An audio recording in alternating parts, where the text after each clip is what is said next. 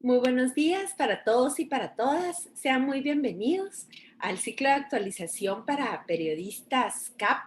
este espacio de formación y de actualización en el que trabajamos temas de cambio climático, emergencia sanitaria y migraciones. Y precisamente, como ya decíamos en la sesión anterior, estamos en nuestra recta final y estamos ya en las últimas 3 sesiones referidas al tema de migraciones.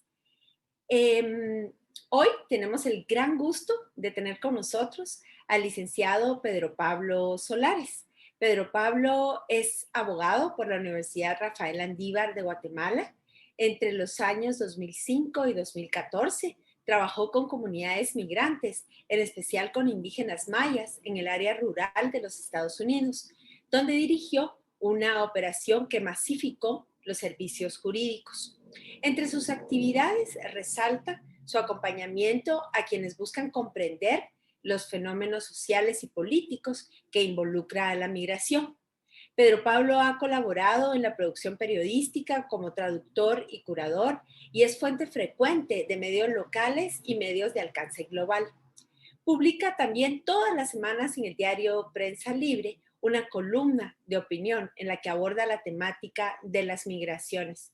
Ha realizado esfuerzos fugaces por aportar desde lo público. Fue asesor del Despacho Ministerial de Relaciones Exteriores en el 2015 y consejero ad honorem de diputados de la bancada Semilla en el Congreso de Guatemala en el año 2020. Su actividad cotidiana involucra la atención de casos particulares, la asesoría estratégica y la comunicación pública. Al colaborar como expositor, incorpora el enfoque profesional con sus vivencias de campo, tanto en la ruralidad guatemalteca como en los Estados Unidos. Y su objetivo es que en lo migratorio se anteponga el lado humano, la protección de la dignidad ciudadana y la defensa del interés nacional. Así que le damos la más cordial bienvenida a Pedro Pablo Solares y lo dejamos en el uso de la palabra para abordar el día de hoy el tema migración en Centroamérica, marcos jurídicos y políticos. Adelante, Pedro Pablo, buenos días. Muy buenos días, Marielos y amigos del CAP. Muchas gracias por la invitación el día de hoy. Los saludo desde la ciudad de Guatemala. A todos los amigos que están compartiendo hoy desde El Salvador y desde Honduras también. Les mando un gran saludo, esperando que el clima los esté tratando de una forma más amable que a nosotros aquí en Guatemala, donde ha habido un poco de lluvias y de contratiempos. Pero agradezco muchísimo la invitación del día de hoy.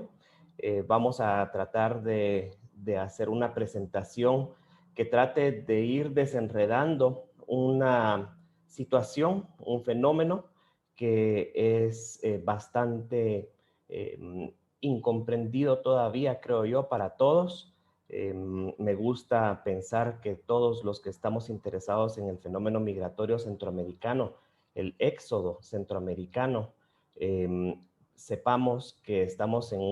ante un fenómeno que está en evolución y que está todavía revelando sus primeras fases. Y por lo tanto, las labores de las personas que se interesan por estudiarlo y por compartir lo que va surgiendo se hace todavía más importante, en especial cuando tomamos en cuenta el lugar tan preponderante que tiene este fenómeno en las agendas, tanto en en las agendas locales, en la agenda regional e incluso en las agendas globales. Razón por la cual me entusiasmó todavía más el hecho de ser invitado el día de hoy a estos ciclos CAP que promueven el periodismo independiente de esas agendas, precisamente para poder ir tratando de encontrar facetas de la verdad. Voy a tratar de compartirles ahorita la presentación que tengo para ustedes. Bueno, mi presentación se llama La migración de los centroamericanos, para tratar de ir entendiendo estos marcos jurídicos y políticos que los están rigiendo en la actualidad y que son están tan presentes en la agenda periodística y noticiosa de prácticamente todo el mundo.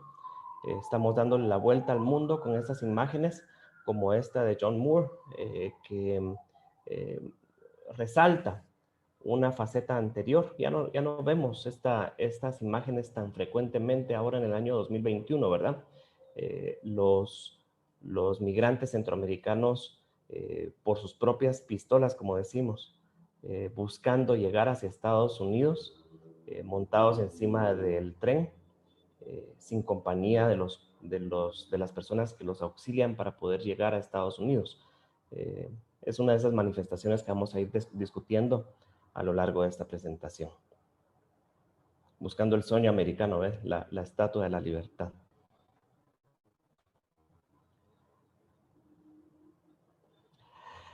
Quiero hacer un pequeño antecedente antes, porque creo que es indispensable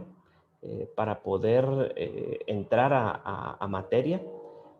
ver el marco de lo que está sucediendo, que ya lo dije en la presentación, yo creo que es un verdadero éxodo poblacional centroamericano, del norte centroamericano hacia Estados Unidos. Y tenemos aquí la migración tiene la particularidad, y yo sé que ustedes periodistas se afanan por encontrar el dato duro, ¿no? La fuente del número que sea confiable y que nos indique con precisión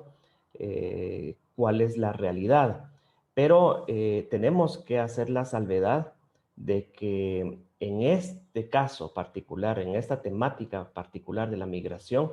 siendo esta una actividad que es eminentemente clandestina, los números obviamente tienen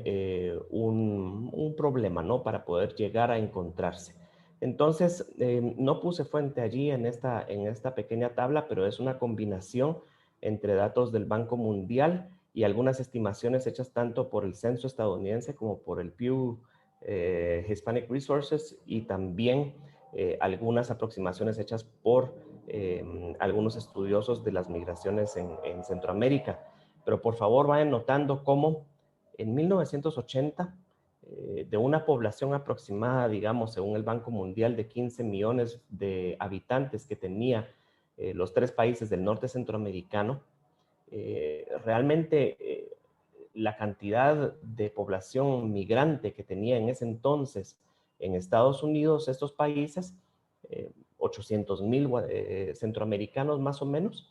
era pues una cantidad que no llegaba a superar el 5%, más o menos. Definitivamente no estamos hablando de uno en cada 10. Eso hace 40 años, lo cual nos pone en una situación que es muy interesante, toda vez que, si ustedes se dan cuenta, los centroamericanos tenemos muchos problemas que nos han acompañado durante largos años, ¿verdad? La seguridad, por decir uno, la pobreza, la desigualdad, los problemas de la salud. Ahorita estamos en medio de una pandemia, pero los retos que hemos tenido que enfrentar como poblaciones en estas diferentes temáticas de la actividad ciudadana y pública son prácticamente históricos, ¿no? Sin embargo, vemos que los datos que eran tan pequeños hace 40 años, no estamos hablando de demasiado tiempo. E incluso al principio del siglo, vemos que esa población, el Banco Mundial ya está reportando que son 24 los millones de habitantes que están en estos tres países, pero ya tenemos indicios de que ya sucedió una migración importante, particularmente desde El Salvador y luego desde Guatemala, que va rozando o va merodeando la cantidad de 2 millones de personas para alcanzar un 8% de la población del norte centroamericano ya radicada en Estados Unidos. Eso fue hace 20 años, es poco tiempo al final de cuentas, para poder hacer luego la comparación de lo que está sucediendo ahorita en el año 2020. en el cual nuevamente el Banco Mundial reporta 32 millones de habitantes en estos 3 países, pero ya 7 aproximadamente viviendo en Estados Unidos. Esto con un cálculo a partir de los datos oficiales que revela Guatemala a través del Ministerio de Relaciones Exteriores, que reconoce que en la actualidad por lo menos 3 millones de personas guatemaltecas se han acercado a sus consulados en los últimos años para gestionar documentos de identidad y entendiendo que existe un subregistro, esto sumado con los 1,5, 2 millones de salvadoreños que se piensa que existen, que viven en Estados Unidos, más la creciente y creo todavía indeterminable cantidad de ciudadanos hondureños que han hecho esta travesía, particularmente en la última década. Estamos hablando que en un periodo de menos de 40 años hemos tenido a 1 de cada 5 centroamericanos del norte centroamericano tomar la difícil y dura decisión de ir a Estados Unidos de una manera irregular.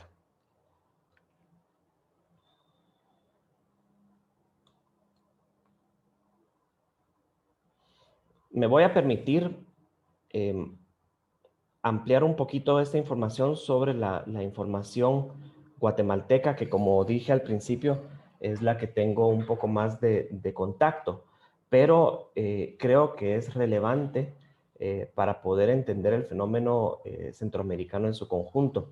Miren cómo en el año 2000 tenemos, según el Banco Mundial,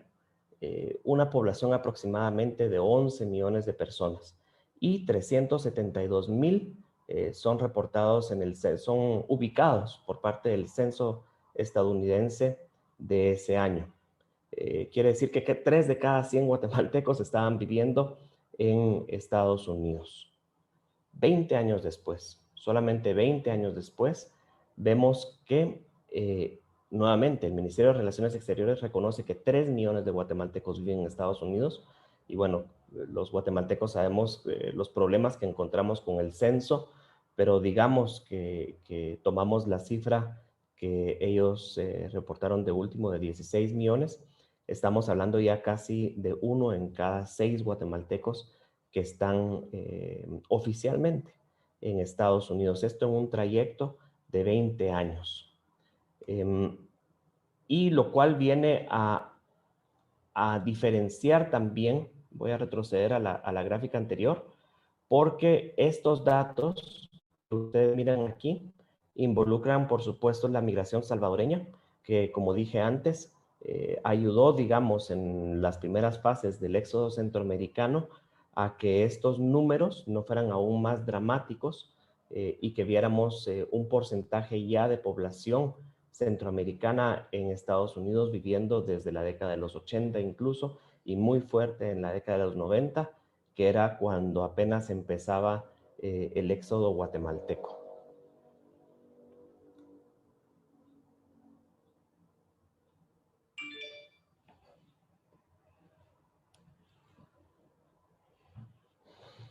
Creo que esta es la última gráfica en la que enfatizo en Guatemala, pero es para poder reforzar la situación que estamos viviendo actualmente en la región, pero a partir de la información que tenemos disponible en Guatemala. Esta es solamente una referencia de la cantidad de dinero que en concepto de remesas el Banco de Guatemala indica que se reciben de manera bancaria mes a mes en el país. Ese es un acumulado y es una gráfica que muestra lo dramático del aumento poblacional en Estados Unidos, ya que si ustedes se dan cuenta, en un periodo de 20 años prácticamente, de 2001 para 2020, tenemos un acumulado de 100,000 millones de dólares que se ha recibido en Guatemala en concepto de remesas familiares. Lo interesante o lo más dramático de esta gráfica o de este dato es que la mitad de esos 100,000 millones, 50,000 millones de dólares, han ingresado al país de 2015 para la fecha. Es decir, 100.000 millones de dólares ingresaron de 2001 para 2020, 20 años, y la mitad de eso en los últimos 6, lo cual indica la curva tan exponencial de la población que ha crecido y que creo que es una herramienta importante para la interpretación periodística, que yo he notado que en algunos momentos pues trata de explicarse cómo y por qué está creciendo el ingreso de divisas por remesas familiares de tal manera, y cuando las fuentes son economistas particularmente, he notado cómo se le da un gran énfasis, por supuesto que es necesario, a todos los movimientos económicos en Estados Unidos, la tasa de empleabilidad, si es que existe la palabra en español, en Estados Unidos, las tasas de empleo hispano, que también por supuesto que son trascendentales. Sin embargo, creo que es importante tomar en cuenta los datos anteriores de la cantidad de personas que se han sumado al éxodo centroamericano para tener una explicación todavía más completa, porque al final de cuentas, este indicador de las remesas creo que viene siendo la suma de una ecuación de varios componentes. El primero de ellos, la cantidad de personas que viven en Estados Unidos. El segundo, la cantidad de empleo, por supuesto, que encuentran y los salarios que son pagados conforme a la economía estadounidense. Y tal como pudimos observarlo el año pasado, especialmente en un año de pandemia, un año en el que se contrajo tanto la economía de estos países, un año en donde las necesidades crecieron mucho, especialmente por la falta no solo de acceso a trabajo, sino también cómo salió a luz ahí la importancia del trabajo informal que se vio tan lastimado, y por supuesto la deficiencia de los estados de la región para poder cubrir las necesidades básicas de la población por medio de asistencia social. Entonces, para recapitular, esto es importante porque nos va poniendo dentro de la esfera, no de una migración, creo que hay una discursiva que está bastante enfatizada en los medios de comunicación y en la comunicación oficial, de que nosotros vivimos una migración económica, especialmente en Guatemala, lo cual hace suponer que son decisiones individuales de personas que se ven tentadas, digamos, de mejorar sus ingresos o de salir de una situación de desesperación, pero dentro de una conceptualización que es individual. Sin embargo, viendo la cantidad de dinero que ingresa y viendo la cantidad de personas que están yéndose, creo que eso nos ayuda para poder hacer una diferencia entre esas etiquetas de una migración de decisiones individuales versus lo que estamos presenciando, que yo insisto, creo que es un éxodo poblacional de los países del norte centroamericano. Creo que es importante iniciar hablando del sistema migratorio en Estados Unidos, que está roto. Una aseveración en la que creo que es lo único que están de acuerdo los políticos de ambos partidos políticos en Estados Unidos. Y empezar por esta diapositiva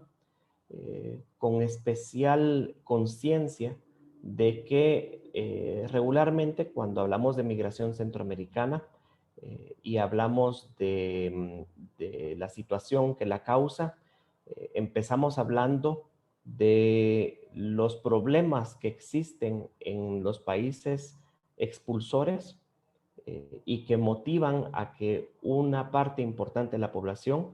busque un futuro en Estados Unidos, lo cual es innegable y no se trata de minimizar. Sin embargo, es importante, creo yo, hacer remarcar muy específicamente que existen en la migración las causas que expulsan a las personas de los países donde nacieron, pero también existen esas causas que los atraen a los países que son receptores. Y creo que es importante hacer conciencia de que a la hora de estudiar el fenómeno migratorio y de compartir sobre él, especialmente en el caso centroamericano, yo tengo la impresión de que hemos puesto muchísima importancia, insisto, que es necesaria a esas causas que expulsan a la población, pero que todavía hay un espacio importante para equilibrar la explicación de este fenómeno masivo eh, dentro de lo que está sucediendo en Estados Unidos, tanto en lo económico, pero también en lo político y en lo administrativo en Estados Unidos, que insisto, si hay una cosa que hemos visto que se ponen de acuerdo ellos, es que su sistema migratorio está roto. Un zigzag, podríamos hablar, está sucediendo en las visiones que tiene este país y por tanto las reglas o la visión de lo que está sucediendo viene aquí de una forma bastante confusa. Tengo aquí un pequeño resumen de los hechos más relevantes que en los últimos 30 y tantos años han sucedido en cuanto a política migratoria en Estados Unidos. Y me enfoqué en poner aquí, esto no es Ronald, esto es republicano. Me enfoqué en poner aquí la letra con la que empieza el partido del presidente electo para que veamos que esa dicotomía en la que hemos caído, especialmente a partir del surgimiento del mensaje agresivo del expresidente Trump, no quiere decir necesariamente que esa dicotomía exista de que los republicanos están en contra de la migración y que los demócratas están a favor. Existen, aquí vamos a ver, varias... estos no son grupos homogéneos en los partidos políticos en Estados Unidos. Hay alas que representan distintos intereses y que tienen distintas visiones y que por tanto hacen diferentes propuestas en torno al tema de la migración. Y existe una historia que tenemos aquí algunas cápsulas enfrente que nos indican una cosa que para mí es muy clara, y es que la agenda migratoria de Estados Unidos, tal vez con la excepción del señor Trump, es una agenda de cuadros elaborada por los cuadros medios en las agencias de Estado, que son profesionales, que tienen una agenda profesional que siguen independientemente de quién está sentado en la oficina oval durante esos 4 años, y que bien hecha o mal hecha es una política a la cual se ciñe el Estado del norte, ¿no? El gran antecedente legislativo en Estados Unidos lo tenemos en 1986, Ronald Reagan, un presidente republicano, pero un activista, podría decir casi, un promotor de ese Estados Unidos, tal vez el último promotor de la idea de Estados Unidos como nación que se fortalece de la llegada de personas de otros países, un país de inmigrantes. En 1986 promueve y logra promulgar una ley, la ley de la reforma migratoria, que prácticamente es una amnistía, que legaliza prácticamente lo que está proponiéndose desde hace algunos años en Estados Unidos. ¿Qué hace esta ley? Bueno, hace varias cosas, pero la principal da amnistía a todas las personas que viven en Estados Unidos de manera irregular y que hayan vivido ahí antes de 1982. Y pues los incorpora a la vida cívica, a la vida económica y a la vida social de su país. En 1996 viene un enorme antecedente a lo que vivimos hoy en día en cuanto a la política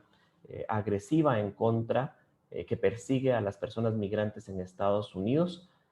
una ley propuesta y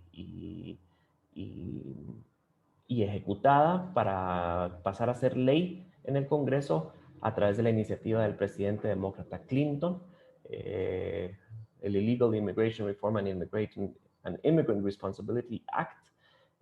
AYA le dicen, ¿no? Pero que viene a fortalecer todas estas mecánicas por medio de las cuales el Estado de Estados Unidos persigue migrantes y tiene la facultad de buscarlos, perseguirlos y deportarlos. Luego de 2001, los ataques del 2001, en 2002, como una consecuencia directa de esto, el presidente republicano Bush crea el Departamento de Seguridad Interna, el DHS, y el infame ICE, que ha tenido tanta crítica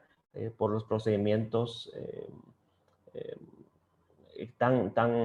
cuestionados en contra de la dignidad de la persona y de los derechos de las personas. En 2014, el presidente demócrata Obama, aquí empieza un asunto que es muy interesante, especialmente a la luz de lo que está sucediendo ahorita con el presidente Biden. Podemos observar cómo él tiene una dualidad de propuestas. Por un lado, el DACA, la famosa propuesta por medio de la cual los jóvenes que llegaron a muy temprana edad, los Dreamers, tienen oportunidad de por lo menos no ser deportados y de acceder a ciertas facilidades como el trabajo y la educación en Estados Unidos. Y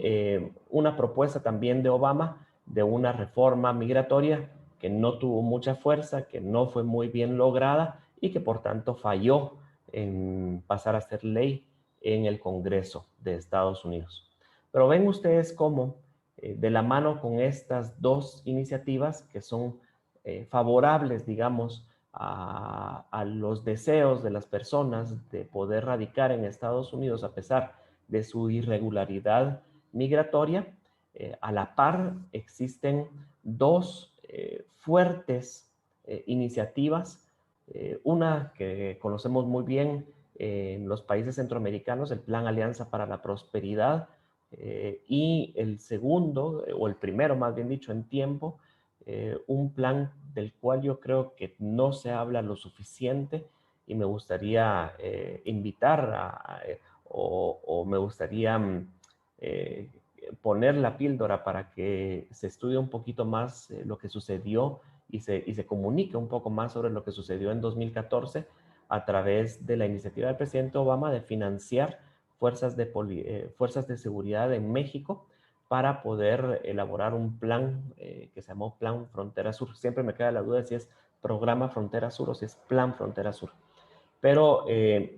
consecuencia de esto, un programa claramente destinado para poder trasladar la frontera sur de Estados Unidos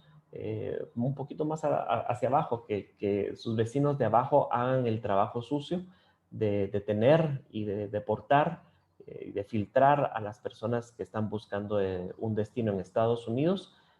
Un programa que empezó, como dije, en México y que después intentó llegar a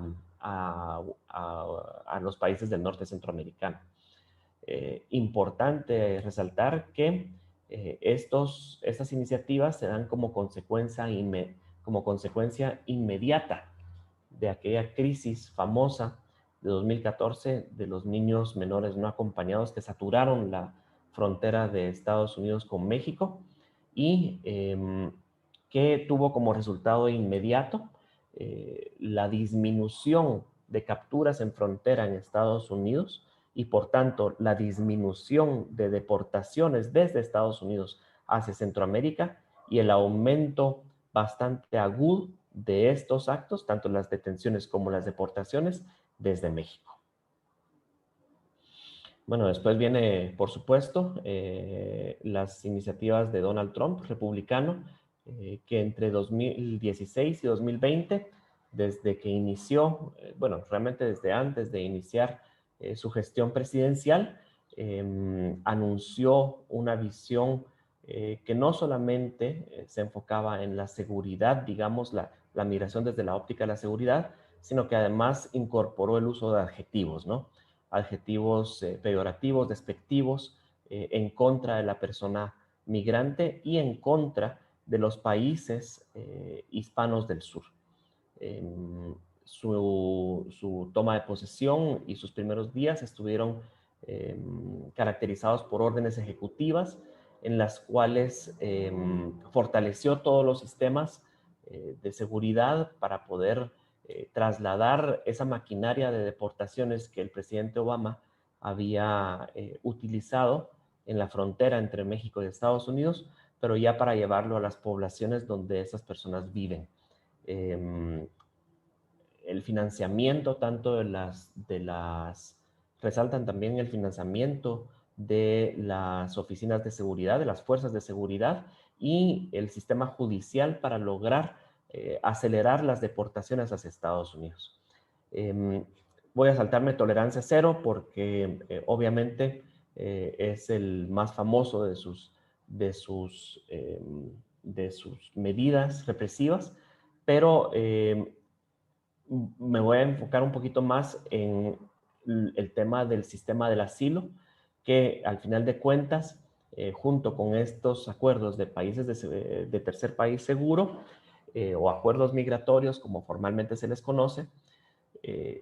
enmarca lo que hizo la estrategia que siguió la presidencia de Donald Trump en los últimos 2 años de su gobierno, que fue prácticamente poner tantas trabas, poner tantas complicaciones, hacer tantas minas en contra del sistema de asilo en Estados Unidos, que optar, digamos, o buscar esta medida a la cual está obligado el gobierno estadounidense por legislación interna a brindar, fuera una imposibilidad, que fuera una posibilidad formal, digamos, pero que fuera una imposibilidad práctica para las personas que están buscándolo. Y pues por último nos encontramos ahorita en el año 2021, en el cual tenemos nuevamente de presidente del vecino del norte a un demócrata, el presidente Biden, que nuevamente en su primer día, de hecho, de gobierno, firma una serie de órdenes ejecutivas revirtiendo lo que podía revertirse desde la oficina oval de las medidas que había tomado su antecesor, proponiendo una reforma que tendría que pasar por la aprobación legislativa en el Congreso y luego en el Senado. Pero, por favor, a esto me refiero, que tratemos de darnos cuenta para poder tener una perspectiva de qué está sucediendo ahorita y posiblemente prever qué es lo que va a suceder en los siguientes meses, especialmente después de que se empiecen a ir desarrollando esas dinámicas que ya estamos viendo con los enviados especiales, con los representantes del presidente que han viajado hacia los países centroamericanos, con la nueva visita anunciada de la vicepresidenta Harris, que si ustedes se dan cuenta, hay una cierta similitud, ¿no?, entre lo que se ejecutó en el gobierno del presidente demócrata Obama, teniendo otra vez una dualidad de medidas, una política en Estados Unidos buscando primero quitar esos adjetivos de los que habíamos hablado, que se instalaron en los años de Donald Trump, buscando también revertir algunas de las medidas más represivas y que hacen peor prensa, como por ejemplo las medidas tipo tolerancia cero o el desmantelamiento del sistema de asilo, pero por el otro lado, buscando nuevamente, al igual que hace 4 años o con similitudes a hace 4 años o hace 6 años, 7 años realmente, de fortalecer las alianzas diplomáticas entre Estados Unidos y los países del sur para que estos países hagan el trabajo por medio de sus fuerzas de seguridad de detener la migración que está generándose de estos países. Una salvedad muy importante, en especial porque estamos compartiendo con periodistas, resaltar la importancia tan grande que tiene el periodismo en toda esta temática.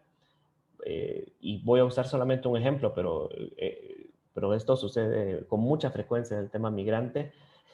de cómo es la participación de los periodistas y la divulgación de esta información por medio de los medios públicos, de los medios periodísticos, de lo que está sucediendo, porque evidentemente los ciudadanos de Guatemala, de Honduras y El Salvador, de Guatemala en particular, no tenemos una comunicación clara o incluso podría decir honesta por parte del gobierno a través de todos estos años y a través de todos estos meses. Nos hemos llegado a enterar nosotros aquí en el país de acciones que está tomando nuestra Cancillería, de acciones que está tomando nuestro gobierno,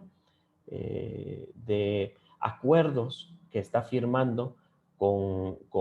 los países del norte, y nos llegamos a enterar de ello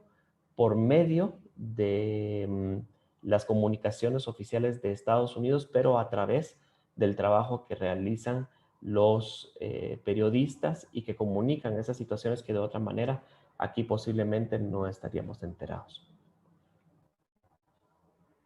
Una fotografía de Pedro Pardo para FP. Quiero hacer aquí una pausa porque al final de cuentas, esto que nosotros estamos viviendo, esto que está sucediendo en los países del norte centroamericano, es un drama humano sin parangón. Creo que es importante que aquí, en estos países, empecemos a tomar conciencia no solo del hecho de lo que está sucediendo a raíz del éxodo centroamericano, por las causas que generan la migración desde estos países, pero creo que es importante empujar, poner presión para poder ir logrando que haya soluciones que sean conjuntas entre los países involucrados y en los cuales los países centroamericanos, por supuesto que tenemos retos enormes que tenemos que sobrellevar. La creación de países donde la posibilidad de vida sea factible. Sin embargo, ver esta fotografía que se repite todos los días, una cantidad de veces que no tenemos ni siquiera conocimiento cuántas son, cuántos niños son los que están siendo cargados, puestos en ese peligro, pero porque estos padres seguramente saben que el peligro de quedarse en el lugar donde ellos nacieron es mayor que lo que vemos enfrente. Y tener una posición regional es indispensable, tener una posición desde estos países que están viendo la migración desde sus propios terruños, para tratar de evitar caer en lo que creo que estamos cayendo desde hace mucho tiempo, y es en ser el conejillo metido en medio de una pugna partidaria en Estados Unidos, que a través de visiones en zigzag realmente no tiene ni norte ni tiene sur, no tiene propuesta, y los que están pagando el precio más caro obviamente son estos países que tienen no solo medidas que no les permiten, políticas económicas que no les permiten tener una agenda abierta y clara con los países vecinos, sino que primordialmente, especialmente los ciudadanos de nuestros países, de algunos años para acá, principalmente, preocupantemente, los menores de edad, los niños y hasta los infantes, que están viviendo un drama humano sin que veamos que los estados donde ellos nacieron tengan una agenda, tengan una política trazada, ni siquiera a mediano o a largo plazo, para empezar a atender esto que insisto que es un drama humano. Me gustaría platicar con ustedes y dar oportunidad que si alguien tiene algún comentario, especialmente sobre esto que menciono de cómo los países hemos caído en la aceptación de que la migración se causa por los factores de expulsión y el campo que hay todavía para crecer en hablar de esas causas que atraen a migrantes centroamericanos hacia Estados Unidos. Una pregunta que me llegó 2 veces, pero Pablo, para empezar el comentario es, ¿por qué afirma que el sistema migratorio de los Estados Unidos está roto? En 2014, el presidente Obama decía que que vivían 11 millones de migrantes indocumentados en Estados Unidos. Y dicho sea paso, estos migrantes son una parte fundamental de la sociedad estadounidense. Los niños estudian en las escuelas, los jóvenes estudian en las universidades, los que tienen acceso a ella, y los jóvenes y los adultos trabajan en las economías aportando a esta sociedad. No son satélites que están allí buscando incorporarse, son parte fundamental de la sociedad estadounidense. Sin embargo, a pesar de eso, no existe un camino para poder hacer una transición entre el estado irregular de la persona a un estado regular. Una cosa que, por supuesto, ha sido utilizada de una manera maliciosa, creo yo, por parte de las personas que se oponen a la migración y circula un pensamiento que está muy enraizado en el ideario conservador estadounidense que dice, ¿por qué no hacen la cola y hacen las cosas bien? No existe una forma de hacer las cosas bien. No lo existía en 2014, ahora después de Donald Trump, mucho menos. El sistema político migratorio estadounidense está roto porque no existe una vía para darle cabida a estas personas que ya viven y ya están incorporadas, son parte importante de la sociedad estadounidense y no se mira ni en el corto, ni en el mediano, ni mucho menos ni en el largo, ni en el mediano, ni mucho menos en el corto plazo,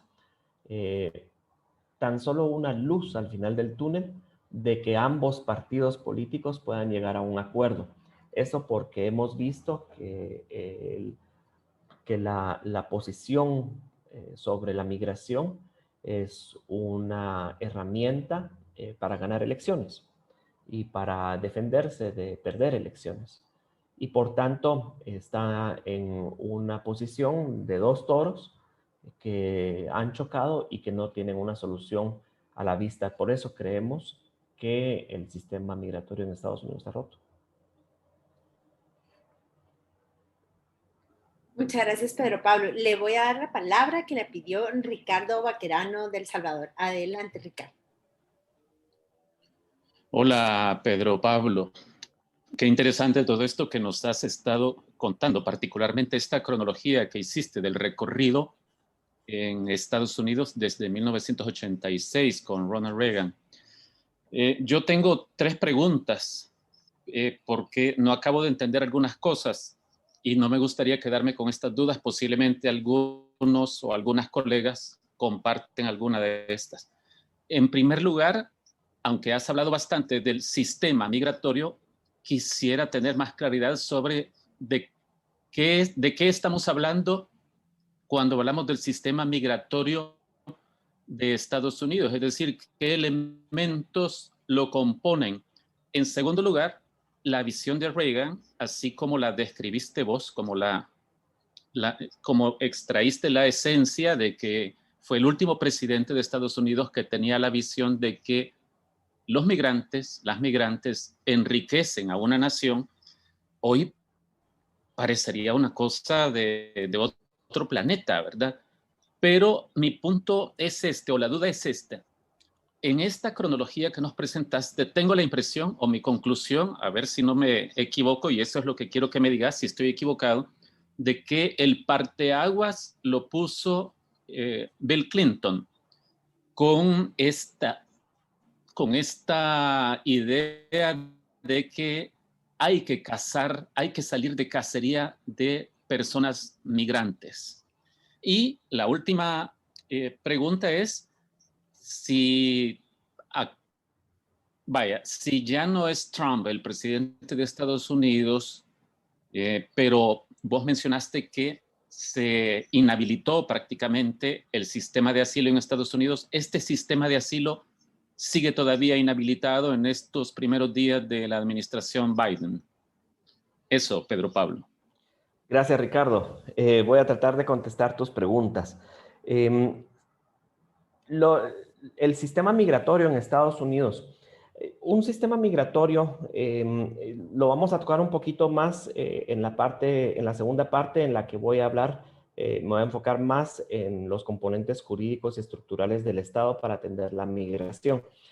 Pero un sistema migratorio tiene que ser un equilibrio entre dos visiones de la migración, que son el bienestar de la persona que está viajando y que puede incorporarse a la sociedad, como lo hemos mencionado, pero también la protección de la persona que ya vive en el país y que por lo regular es un nacional de ese país.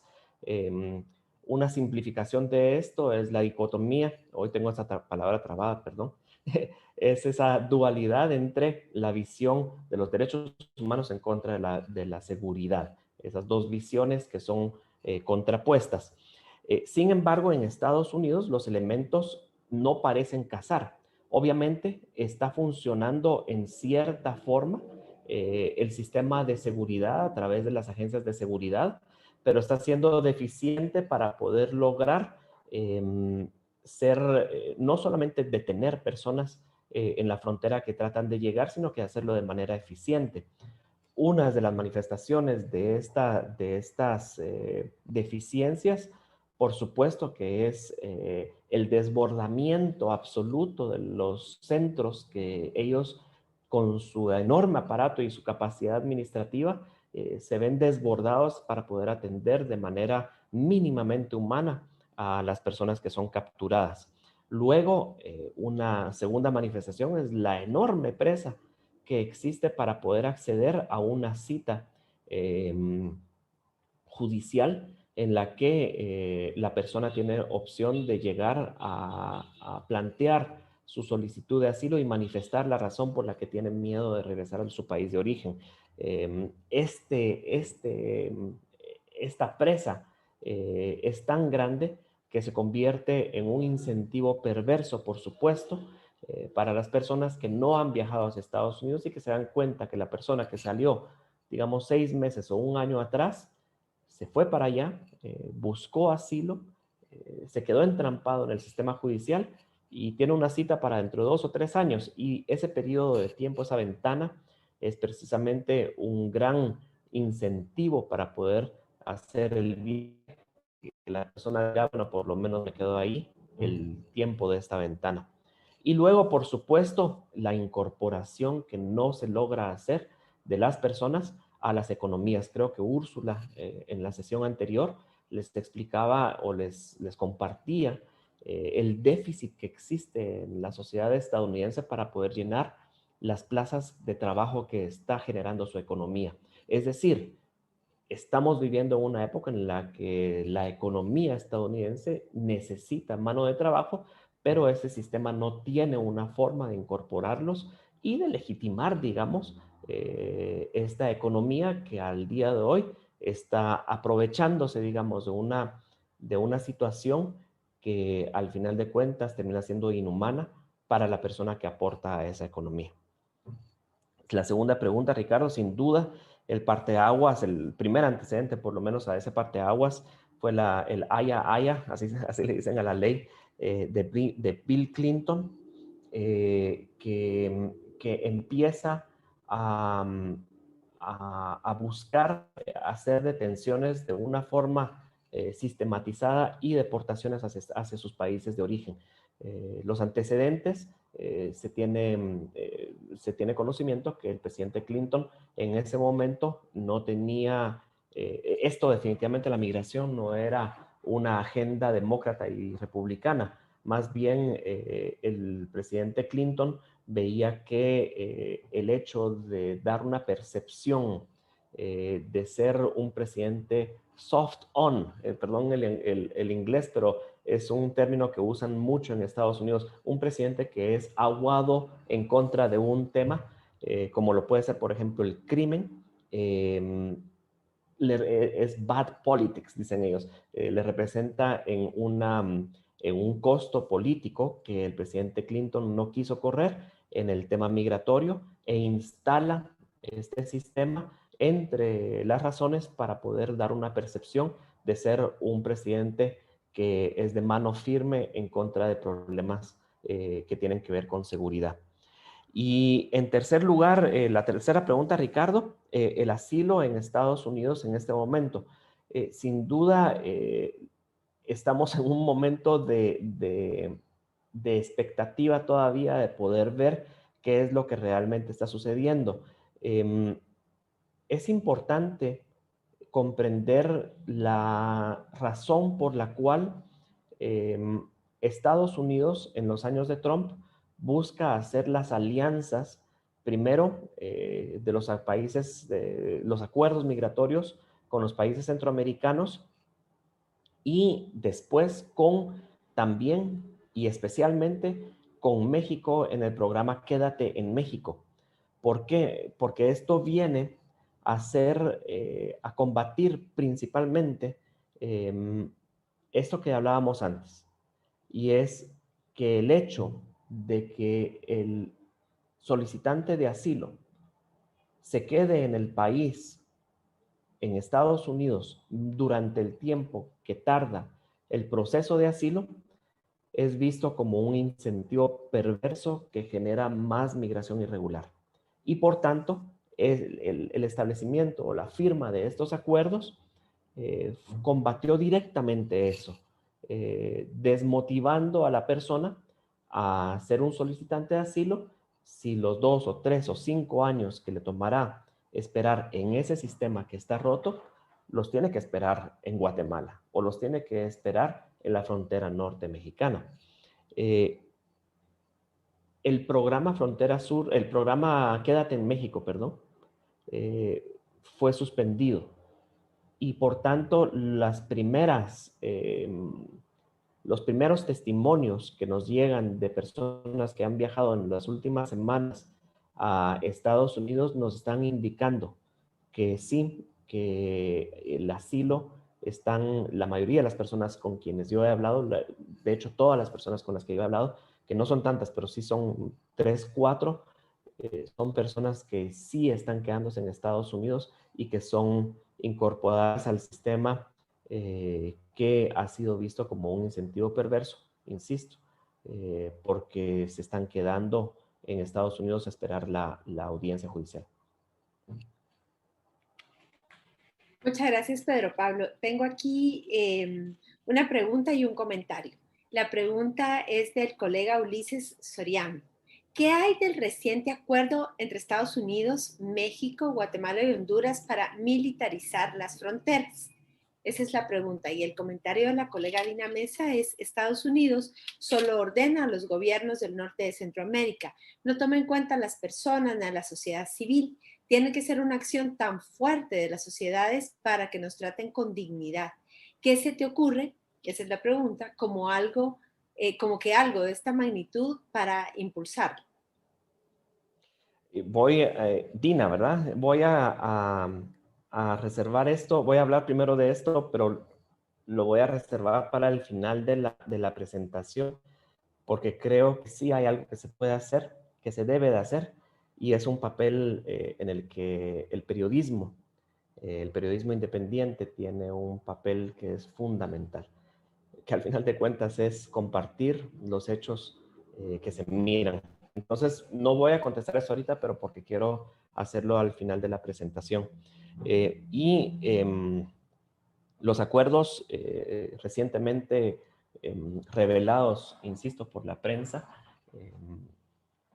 no tenemos tanta información sobre ellos. De hecho, el gobierno guatemalteco negó la existencia a través de un comunicado del Ministerio de Relaciones Exteriores, negó la existencia de esto. Nos enteramos porque la vocería de la Casa Blanca así lo manifestó, que se habían hecho esas firmas. Y estamos observando, no sé si en Honduras y en El Salvador, sería interesante que algún colega nos lo confirme,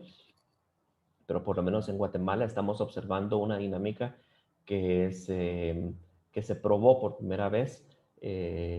con el acuerdo de tercer país seguro firmado por el Ministerio de Gobernación de Degenhardt, el ministro Degenhardt, con el Departamento de Seguridad Interna, y por tanto convirtiéndolo en un tema de seguridad y no uno de relaciones internacionales que la Cancillería hubiera estado obligada a compartir los contenidos que nunca llegamos a conocer.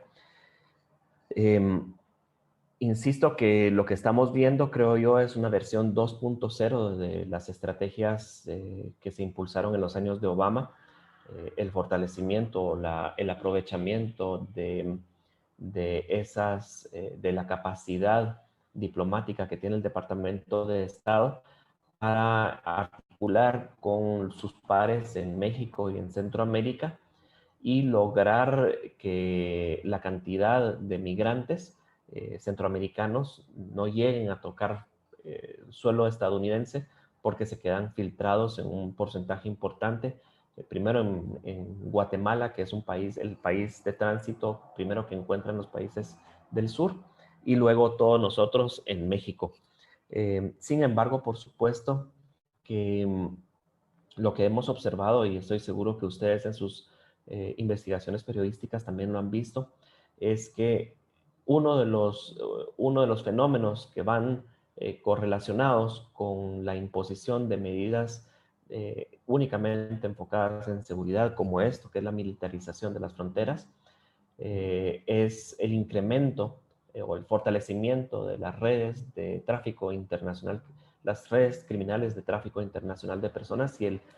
y el hecho de que los precios que cobran a los migrantes para poderlos trasladar hacia Estados Unidos son más caros. Entonces, el fortalecimiento de las redes de crimen organizado, que definitivamente no sé si están ganando la batalla o la están perdiendo, pero definitivamente están en la jugada. Cosa que no sucedía con tanta frecuencia antes. Si se dan cuenta, al principio de la presentación, recuerden esa fotografía de los centroamericanos subidos encima del techo del tren La Bestia. ¿Hace cuánto no miramos una imagen así desde México, de cientos de personas encima del tren, o de cientos de personas caminando por las veredas mexicanas como lo veíamos antes? Ahorita eso sería inimaginable. El incidente que sucedió, la tragedia en Tamaulipas, de la masacre en contra de 18 personas, 16 centroamericanos, es solo una muestra de los peligros que existen en el camino y por tanto de la necesidad o la importancia que las personas migrantes miran en las redes de coyotaje, que definitivamente consideran como un aliado muy importante de sus comunidades, y no tanto como esas personas engañadoras, digamos, o maliciosas que tanto Estados Unidos como los estados centroamericanos tratan de impulsar o de hacer ver que son, con la salvedad de los comentarios últimos del presidente Bukele. Esa segunda parte nos vamos a enfocar más en los marcos jurídicos y políticos de los países del sur, del norte centroamericano, y de la región en las políticas regionales. Voy a compartir pantalla. Y empezar hablando sobre cómo todo este marco jurídico y político está, se desenvuelve en medio de esta discusión de dos visiones distintas y contrarias de la migración. La seguridad, la visión de la migración como un asunto de seguridad interna de los países involucrados, en contra, versus el derecho humano de las personas que están forzadas, especialmente a las personas que están involucradas en el fenómeno de la migración forzada, es decir, las personas que están forzadas a abandonar el país donde nacieron. Pero como esta dualidad de visiones, aunque es cierta, creo que está dejando atrás, está ignorando un mensaje que creo que es importante, tal vez incluso más efectivo que tanto la visión de seguridad para quienes están preocupados por su bienestar personal, lo cual obviamente es legítimo, y de las personas que defienden el derecho del humano a trasladarse de un lugar a otro cuando su vida corre peligro o es inviable su modelo de vida en el lugar donde vive. Y es que ese mensaje que creo que está quedando relegado es todavía más efectivo, que es resaltar el valor de la persona, que al final de cuentas, independientemente de esos mensajes que han llegado con intereses políticos desde Estados Unidos principalmente, son personas que aportan, como hemos venido repitiendo en esta conversación, de una manera que si no lo hicieran, eh, las economías, la vida tal como ellos lo perciben, sería imposible. Saben ustedes que uno de los grandes eh, factores de atracción de migración centroamericana y particularmente guatemalteca hacia el este de Estados Unidos son las plantas de tratamiento, las plantas donde se crían y se empacan las carnes, especialmente las de pollo y otros animales. ¿Saben ustedes que uno de los compradores más grandes de la industria del pollo en Estados Unidos es precisamente el gobierno federal, que compra esos alimentos para diferentes áreas de su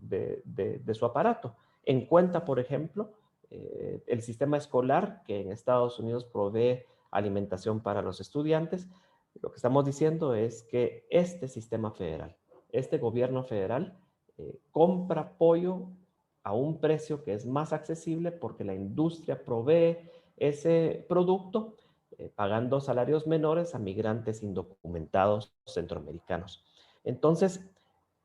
los trabajos, la segunda de las fotografías es muy elocuente y es uno de los trabajos más que mejor pagan a los migrantes, es el famoso roofing, los trabajos más pesados, los más peligrosos. Montarse en esos techos no es fácil, es muy peligroso. Aparte de las inclemencias del clima, tanto el frío como el calor, que hacen un trabajo que solamente personas de acero prácticamente tienen la capacidad de poder hacer. No digamos la enorme contribución que existe a través de la industria de la agricultura y otras aquí, por supuesto que no cabría no cabrían en el slide todas las actividades para las cuales la población migrante, independientemente, totalmente ajeno al hecho de la seguridad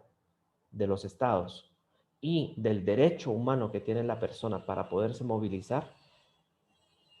el aporte que estas personas, el aporte del migrante en la ciudad, tanto la de destino como en la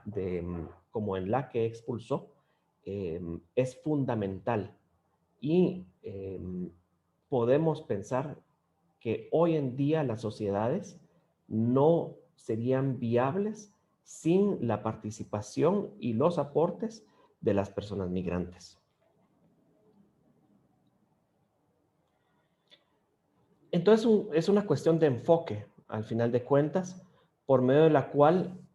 creo que hay bastante campo todavía para poder crecer en el esfuerzo de exponer el valor humano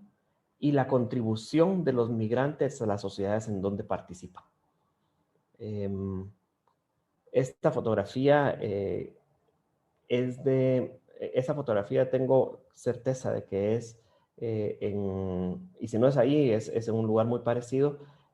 uno de los lugares más pobres que yo he conocido en Estados Unidos.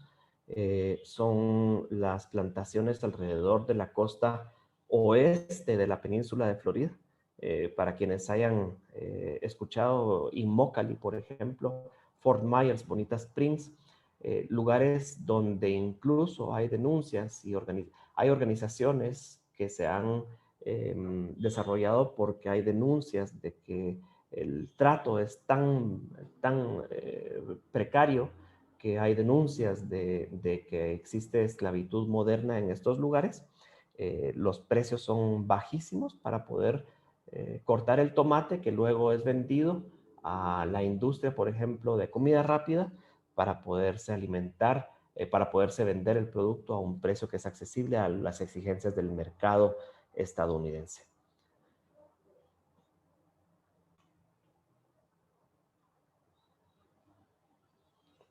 Sin embargo,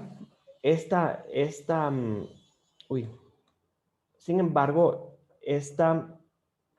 necesidad de exponer el valor humano y la contribución de la persona centroamericana en la sociedad estadounidense,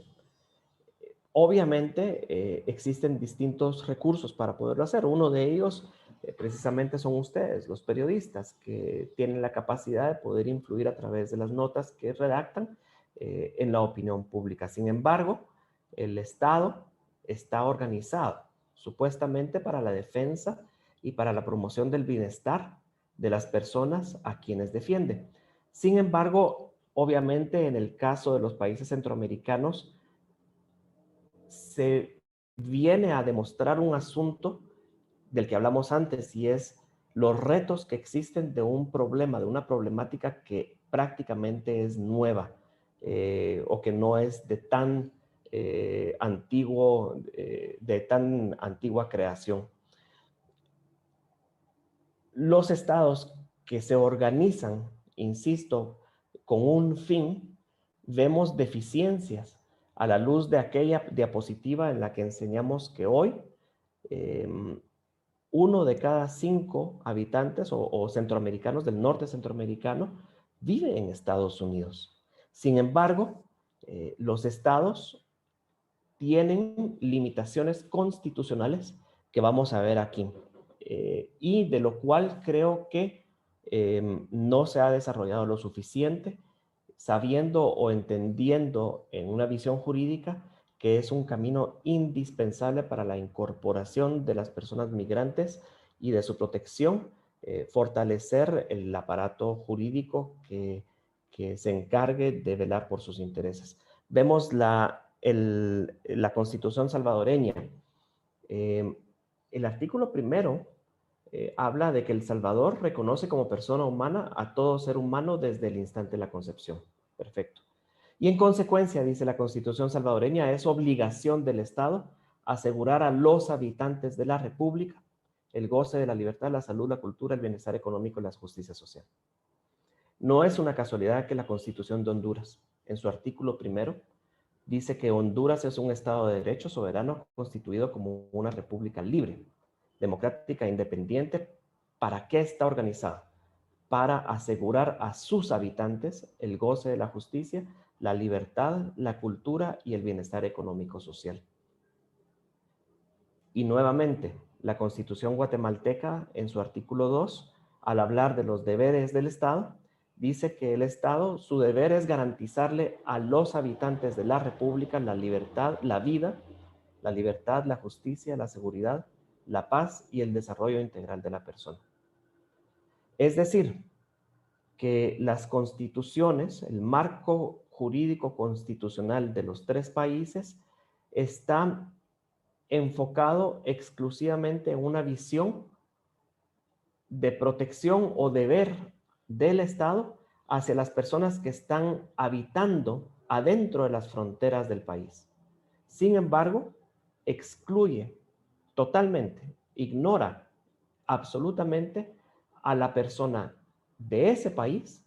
que ha salido de las fronteras y que en el caso centroamericano, como decíamos antes, no es un fenómeno particular o individual, sino que es uno en el cual el Estado expulsor obviamente tiene un papel, una responsabilidad que es preponderante. Creo que esta diapositiva, si ustedes recuerdan los primeros datos que les compartí, hay una explicación, hay una forma de entenderlo bastante clara, y es que todas estas constituciones fueron promulgadas antes de que se fortaleciera. El Salvador pues estaba empezándose a formar, a gestar su éxodo hacia Estados Unidos, pero realmente son constituciones en las cuales los constituyentes no tuvieron la oportunidad, digamos, de anticipar lo que iba a suceder, y es que en las próximas décadas, en las décadas siguientes, una parte importante de la población iba a salir del país, que esa población iba a ser una población altamente vulnerable y por tanto que había necesidad o que habría necesidad de tomarlos en consideración a la hora de diseñar el marco del Estado de una manera que los incluyera. Un país que está adelantado en este esfuerzo es Ecuador, que si bien es cierto, también habla del deber del Estado para los habitantes del Ecuador. Un capítulo específico de la Constitución ecuatoriana sitúa a la persona migrante como una persona de interés de protección especial por su condición vulnerable, y le garantiza, para poder lograr esto, le garantiza una serie de derechos que en las siguientes diapositivas se propone que sea un camino que debe seguirse en los países centroamericanos para poder balancear el poder político, para poder incluir a estas poblaciones que ahora están excluidas y para garantizar el hecho de que el Estado les atienda como es un deber fundamental. Imagínense, constituciones, lo que estamos diciendo aquí es que por lo menos un 20% de la población centroamericana no está incluida en los deberes de los estados dentro de sus marcos constitucionales. Es un reto bastante grande el que queda. Sin embargo, aquí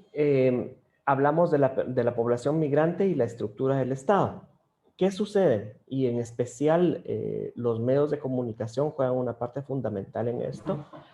La persona migrante, decimos que está excluida de la estructura del Estado, que todos sabemos que el Estado se organiza en tres poderes: el ejecutivo, el legislativo y el judicial.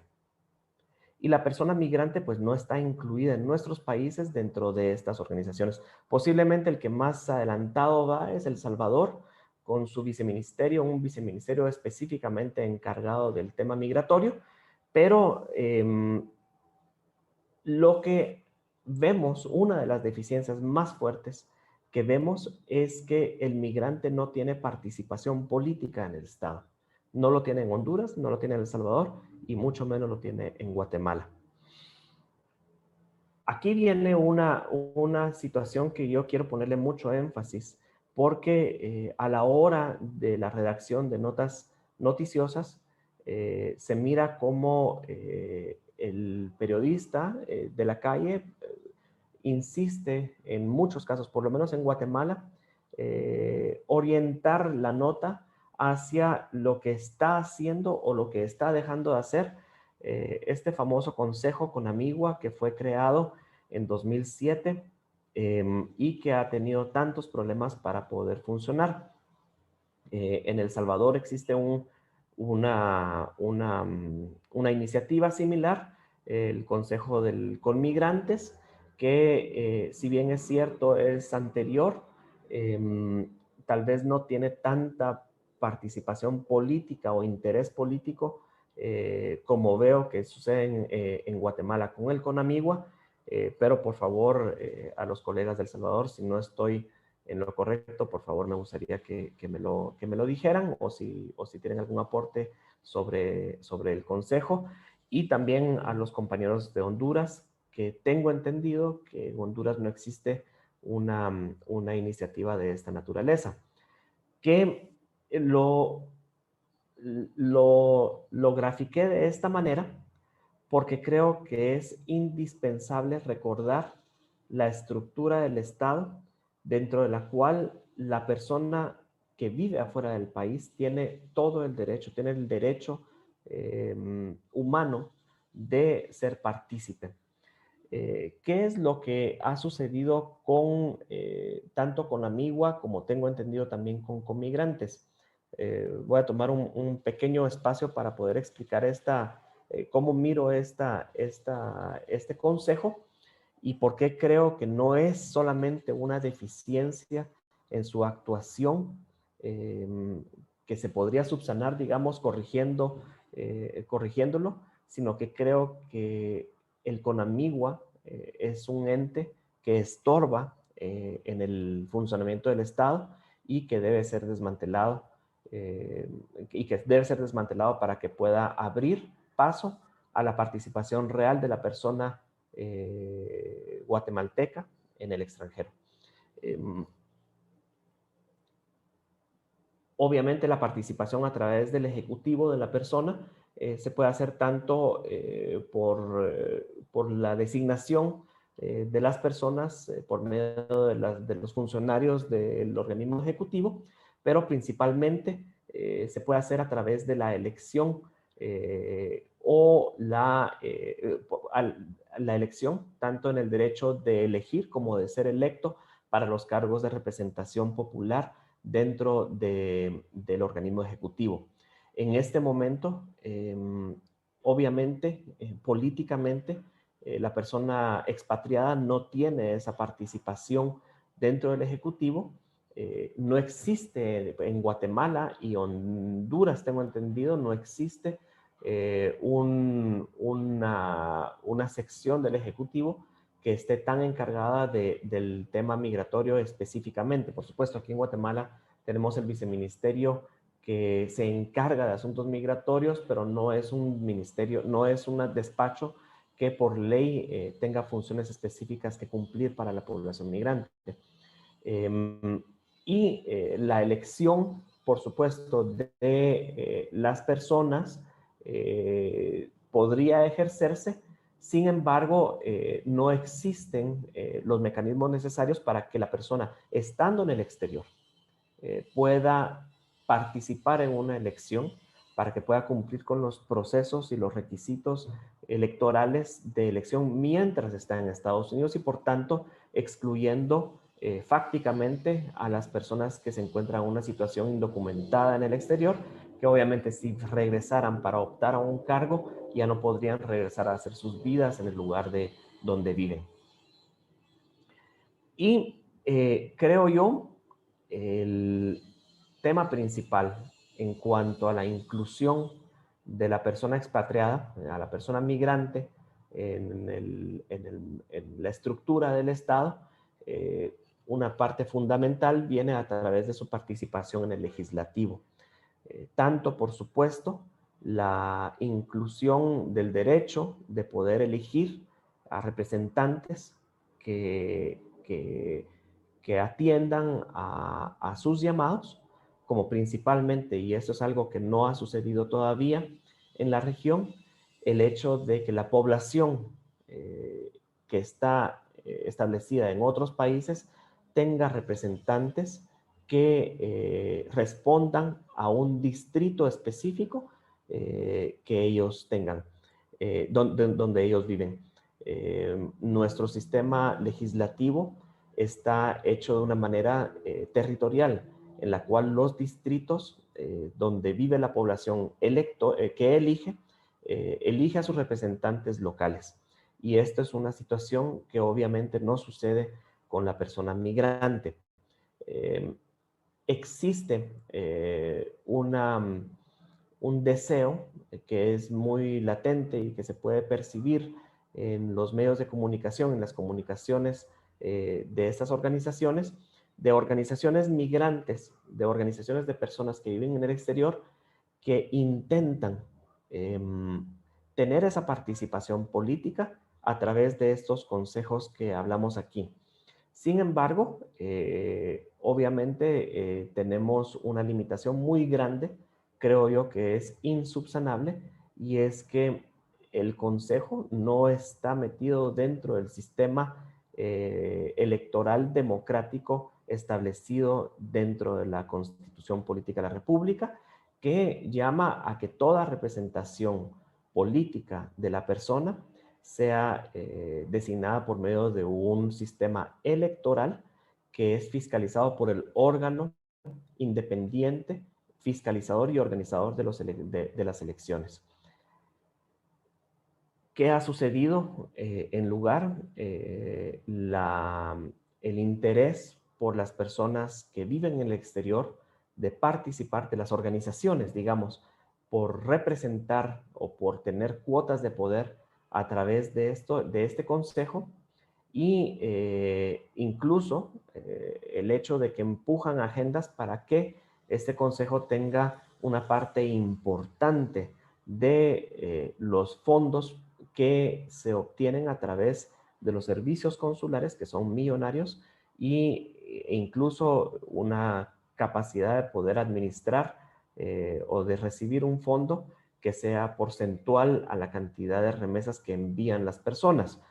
Obviamente, con el argumento de que ellos mismos son quienes los envían. Sin embargo, lo que hemos visto es que los liderazgos o las personas que buscan representar o ejercer liderazgos en el exterior, pues se miran limitados y con deficiencias similares a las que tienen las personas que buscan representar población en Guatemala y en nuestros países para poder legitimar su representatividad de estas poblaciones. Y por tanto, pues la legitimidad de esa representación es lo que se cuestiona. Creo que hasta el momento en el cual la situación de la población en el exterior de nuestros países, dependiendo de cómo evolucione en los próximos años, pero se mira que el futuro que han alcanzado otros países, incluso que no dependen tanto de sus migrantes, como muchos países en Europa, por ejemplo, Italia es un buen caso, el migrante, la persona expatriada, tenga sillas de representación a las cuales pueda optar para llegar al Congreso y para que desde ahí pueda, de manera democrática y manera fiscalizable, representar los intereses de la población en el exterior. Hasta que tengamos esta representación, creo yo, el Estado va a estar en capacidad de poder tener un mejor intento de incluir a sus poblaciones y hacer agendas con los países de la región, que ahora están clavados en esta dualidad de concepciones entre el derecho humano y la seguridad interna de los países, pero que está obviando lo evidente, y es que la migración, además de ser un derecho humano, es positivo, añade a las poblaciones a través de la posibilidad que tienen las personas de países que están en absoluta desventaja económica con respecto a Estados Unidos, de lograr varios fines. Uno de ellos, el económico, que es el evidente. Pero otro de ellos, la reunificación, que es tan mencionada y que es una explicación muy evidente del por qué el día de hoy, si queremos explicarnos o resolver los asuntos migratorios, creo que vamos 40 años tarde. Pero además, un tercer componente que es igual de importante, creo yo, que el económico y el de la reunificación familiar, y el de la seguridad de las regiones de donde la población se ve obligada a emigrar por temor a su integridad física. Pero un cuarto elemento que es tan importante, que creo yo es el elemento cultural,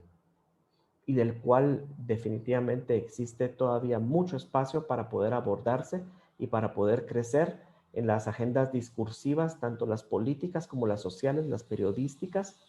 porque al final de cuentas hemos visto que la creación de estos canales directos entre los países centroamericanos y Estados Unidos ha creado una cultura de migración que no se combate y que no se resuelve ni con mejorar la seguridad, ni con mejorar las economías, porque al final de cuentas, dentro de esas culturas, el deseo, el viaje hacia Estados Unidos es muy atractivo. En tiempos de las redes sociales, para un muchacho de 10 años ver que su primo está publicando fotos en el Facebook con una tormenta de nieve o viajando por alguno de los lagos de Estados Unidos o alguno de los paisajes que son muy propios de allá, va a constituir o constituye un factor que es prácticamente imposible de apaciguar, especialmente cuando se mira que eso además está traducido en mejoras económicas. Entonces, tal vez para poder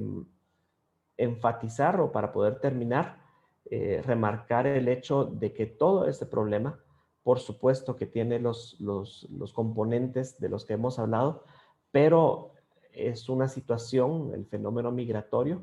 que es eminentemente multicausal, que no tiene una explicación sola, que es un fenómeno que está en desarrollo, que quienes estamos involucrados en él estamos buscando explicaciones a un problema, a una problemática que no sucedía hace 40 años y en el cual hay un campo de crecimiento muy grande para uno de los factores sociales y económicos y políticos que están siendo más determinantes en la actualidad centroamericana, regional y mundial. Muchas gracias. Muchísimas gracias, entonces, Pedro Pablo, por esta súper interesante exposición. Vamos a dar un espacio para las y los colegas y sus preguntas y comentarios. Quienes tengan posibilidad, porque les da su ancho de banda, pueden prender su cámara, presentarse y hacer directamente la pregunta. Los que no pueden hacerlo sin cámara, o si no, también estoy recibiendo algunas preguntas por el chat. Y ya tengo una, Pedro Pablo, que tiene que ver con esta última parte de la exposición respecto del fenómeno migratorio multicausal. Y dice cuáles podrían ser, a su juicio, las causas más importantes que están haciendo que los centroamericanos del norte de la región estén migrando en esta última época, digamos, de 10 años para acá. Yo tengo... Perdón, voy a sumar una que tiene que ver con eso. ¿Le parece a usted que los temas de gobiernos corruptos tienen que ver con estas causas migratorias? Perdón, gracias. Sí, empiezo por la última. Sin duda, el gobierno, el Estado, es el ente obligado a proveer las soluciones que faciliten el hecho de que estas personas que se ven obligadas a emigrar no lo hagan. Y cuando tenemos estructuras estatales que tienen un objetivo distinto que atender los intereses ciudadanos, obviamente que eso se convierte en un factor principal que se tiene que combatir, cosa que creo que es lo que estamos escuchando por parte de la Casa Blanca a partir de la llegada nuevamente de un presidente demócrata que habla sobre el combate de esa corrupción como una necesidad para poder empezar a trabajar en búsqueda legítima de soluciones. Ahora, respondiendo a la primera pregunta, yo creo que el colega o la colega percibió que yo evito utilizar el término del Triángulo Norte Centroamericano, un término que viene de Estados Unidos y que enmarca la situación y la realidad y las causas de la migración dentro de una homogeneidad que creo que es difícil de sostener. Obviamente, se comprende la necesidad de soluciones que sean regionales, pero existe una gran limitación a la hora de tratar de exponer o de explicar las causas de esos tres países como que si fueran un solo problema y por tanto que tuvieran una solución común o una sola solución común. Solo el caso guatemalteco, nosotros vemos cómo el río Motagua prácticamente parte el país en dos entre el altiplano indígena y el oriente más centroamericano. Dos mundos que son percibidos muy distintos en sus realidades y por tanto donde la migración también se genera de acuerdo con dinámicas muy distintas. Obviamente se ha hablado mucho de los retos que existieron en El Salvador y en Honduras para poder superar la seguridad ciudadana y que generaron mucha migración, muchas olas migratorias en la década pasada.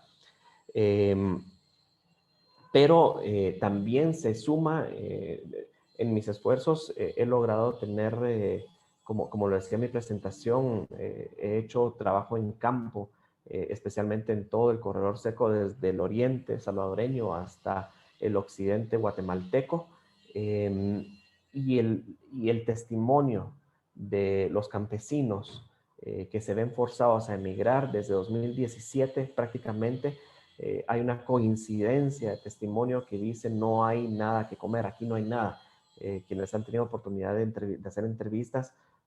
sabrán que podrán identificarse con esta frase que es tan escuchada en el campo: aquí no hay nada, refiriéndose a la falta de comida tanto para subsistencia como para poder comercializar y sobrevivir, especialmente desde los últimos 4 años tal vez para acá, por ese impacto tanto de las sequías durante algunos años como de las inundaciones en otros años, ese juego entre la niña y el niño que, independientemente de nuestra posición sobre la teoría del cambio climático, definitivamente vemos que un medio de subsistencia que existía antes para el alimento ahora no existe en estas regiones y que está contribuyendo a la migración. Habiendo dicho todo eso, y perdón que me extienda, creo que es muy importante enfatizar en ir descubriendo ciertas perspectivas en torno al tema de la migración. Y una de ellas es que hay ciertas regiones, hay ciertas comunidades donde la migración masiva se empezó a dar hace 30 años.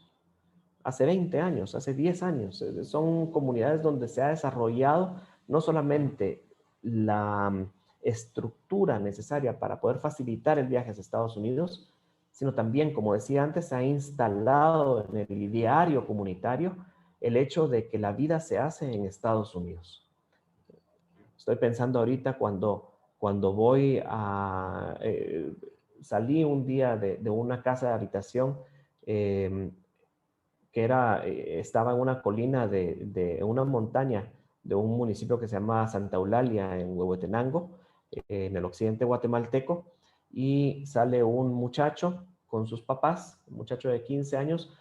mira para la derecha y en el siguiente lote está la casa que hizo el abuelo hace 30 años con dinero que trabajó en Los Ángeles. A la izquierda está otro lote donde está la casa del papá, que construyó con dinero que hizo en Tennessee hace 20 años. ¿A dónde creen que quiere ir ese niño? La idea de emigrar está instalada en esos lugares cuando las personas que tenemos acceso, por ejemplo, a la educación, nacimos, nuestra mamá posiblemente viéndonos en el vientre decía, bueno, este bebé cuando llegue el tiempo va a tener la oportunidad de ir a la universidad de su sueño, ¿no? Y de desarrollarse como un profesional. Hay comunidades centroamericanas donde esa mamá, con el niño en vientre que no ha ni siquiera nacido, dice, bueno, este niño cuando tenga la oportunidad, llegue el momento, irá, por ejemplo, a Oklahoma, a dónde va a ir en Estados Unidos, porque es una industria, un método de sobrevivencia familiar y comunitario. Esto nos lleva al hecho de que estas causas tienen que identificarse en dos regiones distintas. Estas que menciono, donde el Estado va 20, 30, 40 años tarde, pero también algunas comunidades, tengo en mente ahorita Alta Verapaz, que hasta hace 2 o 3 años no se había unido tanto en el mismo porcentaje, en la misma proporción al éxodo guatemalteco en particular, y donde la estrategia del Estado debió haber sido preventiva. Una separación de causas reactivas y preventivas. Sin embargo, obviamente, esta separación no se ha hecho, no se hizo, y estamos viendo cómo la migración está incorporándose a pasos agigantados en las comunidades donde hasta hace 2, 3, 4 años no se había desarrollado tanto. Muchas gracias, Pedro Pablo. Tenemos ahora la pregunta de la colega Carmen Quintela. Adelante, Carmen. Gracias, Marielos. Hola, Pedro Pablo. Soy Carmen Quintela de Agencia Ocote. Yo te quería preguntar si han influido las tormentas ETA e IOTA en la migración de alguna manera, que me imagino que sí, pero no sé si se tienen datos de cuántas personas han migrado, por lo menos desde Guatemala, como un efecto secundario de estas tormentas. Gracias. Gracias, Carmen. Sí,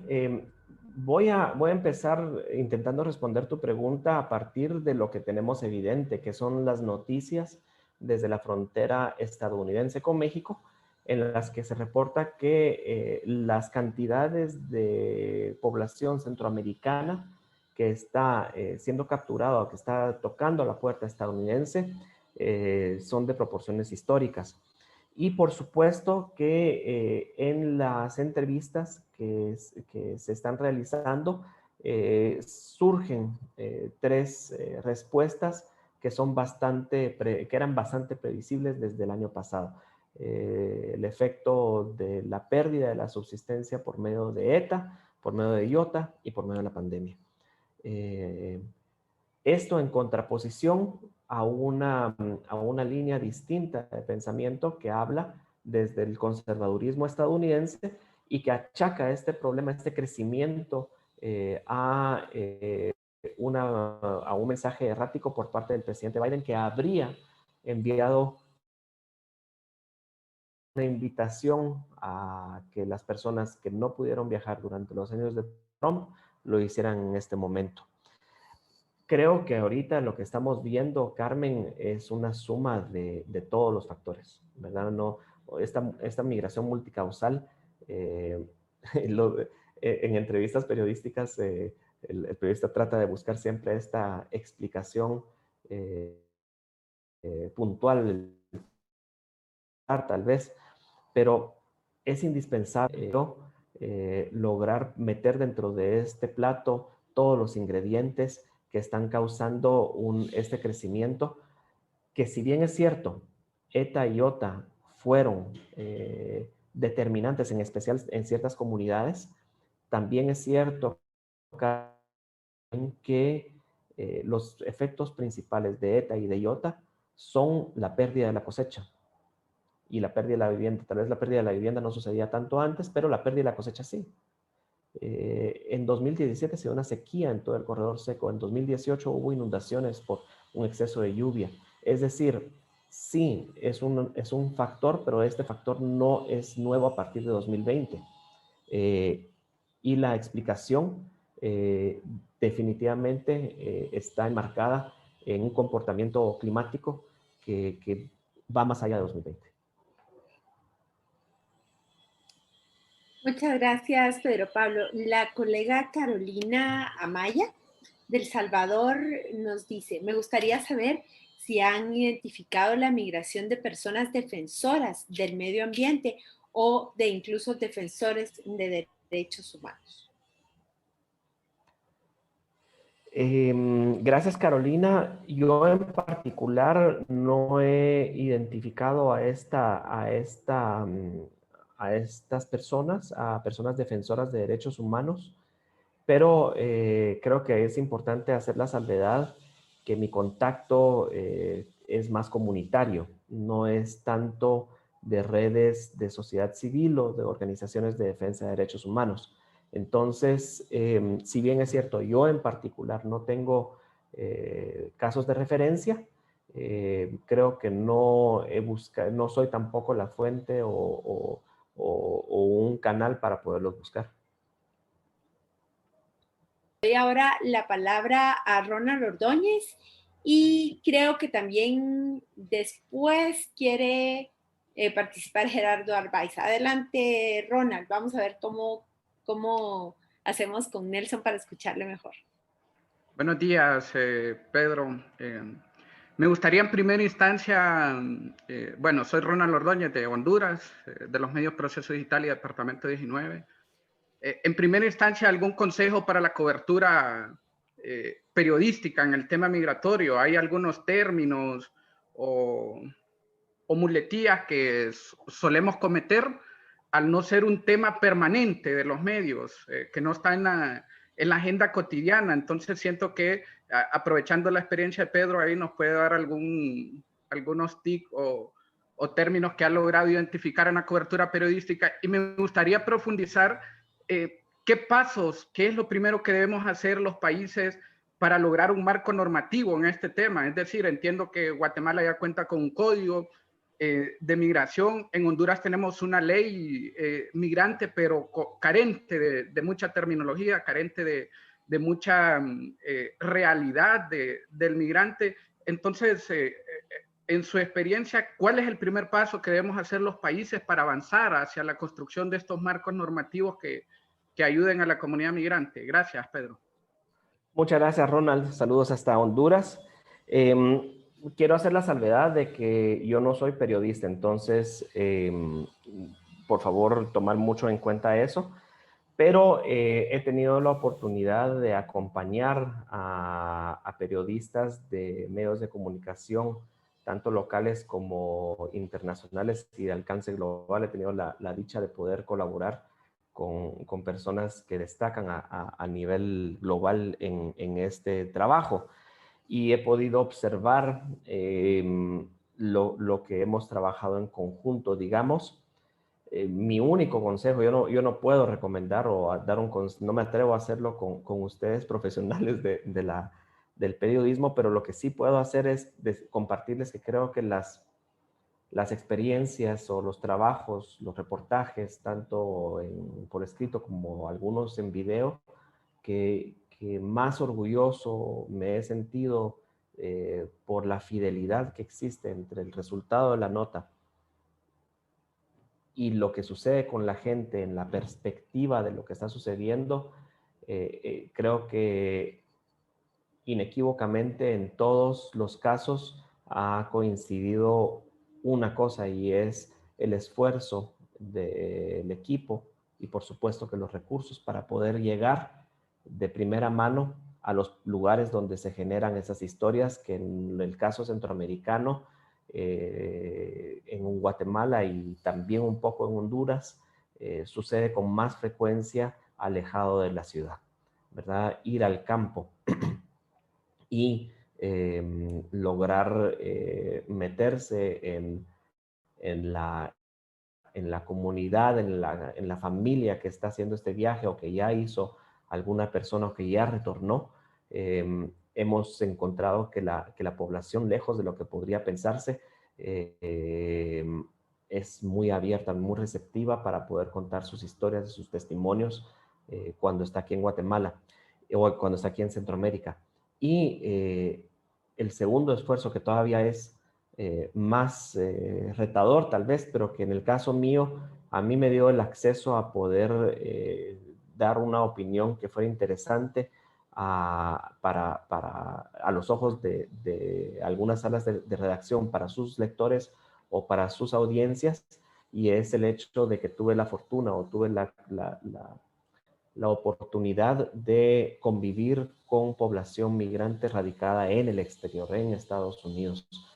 Y por tanto la perspectiva que se obtiene de conocer o de vivir o de haber experimentado ambas realidades da una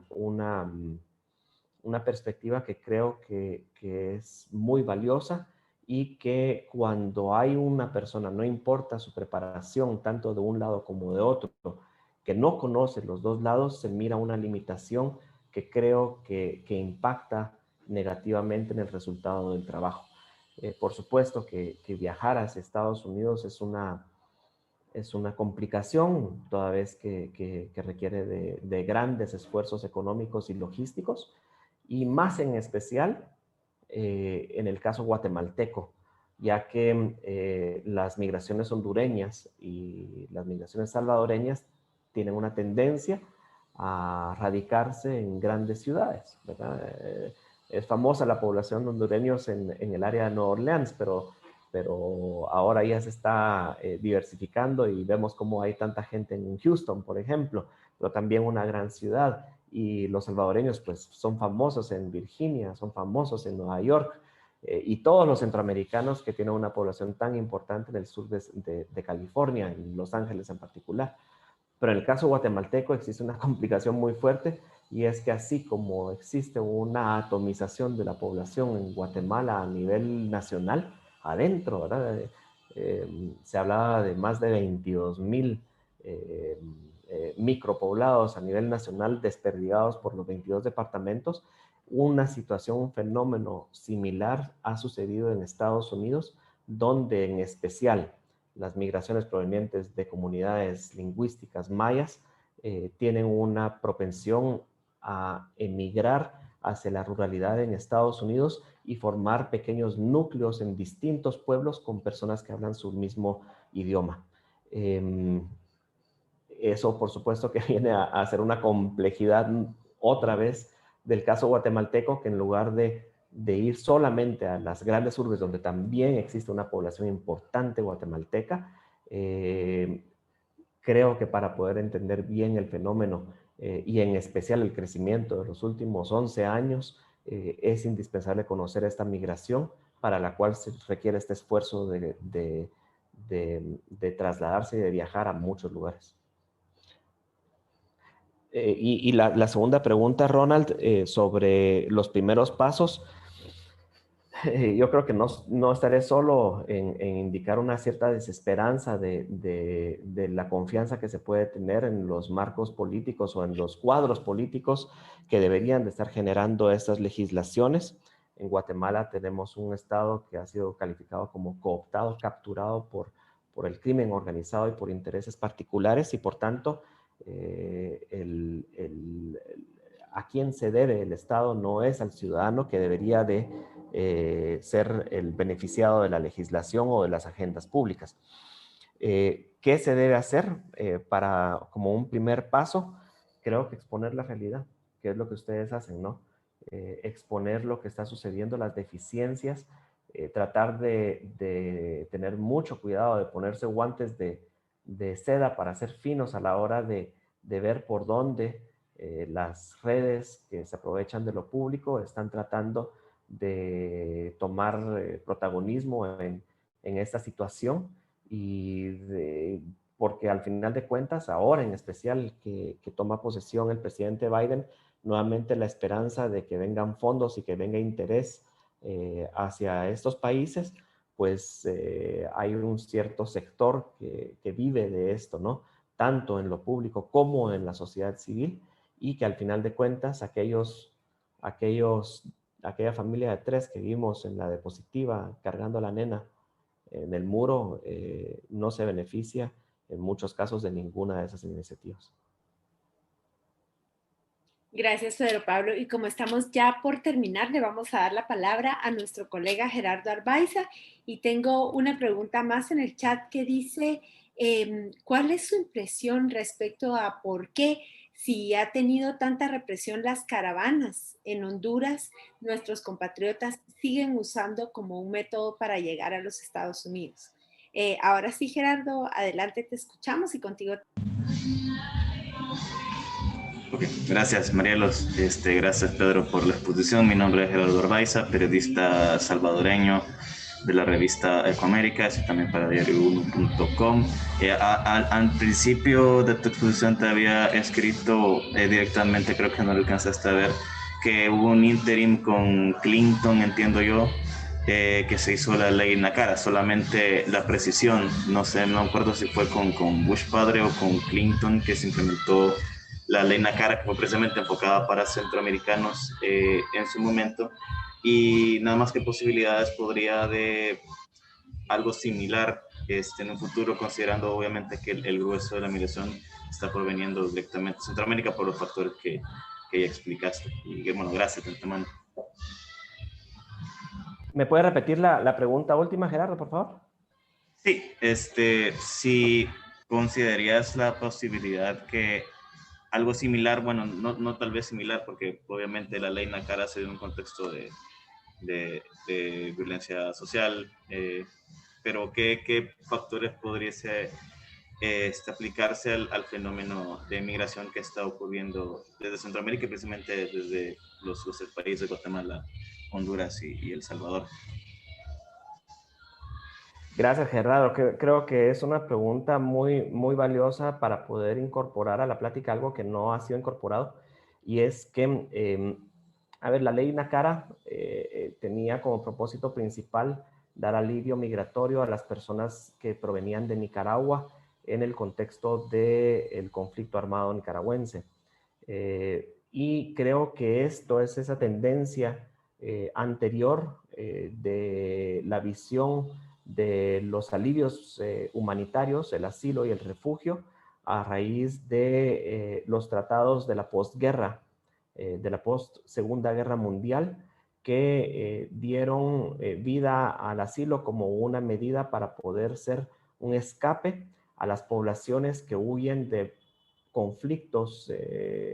bélicos y de persecuciones específicas como las étnicas, como las de género, como las políticas y otras de gran envergadura que son calificadas como escapes políticos dentro del contexto de la visión de la segunda mitad del siglo anterior. Sin embargo, creo que lo importante en este caso es remarcar cómo esta visión está posiblemente atrasada, digamos, o no se actualizó, ya que el hecho de que hubo una persona que viaja desde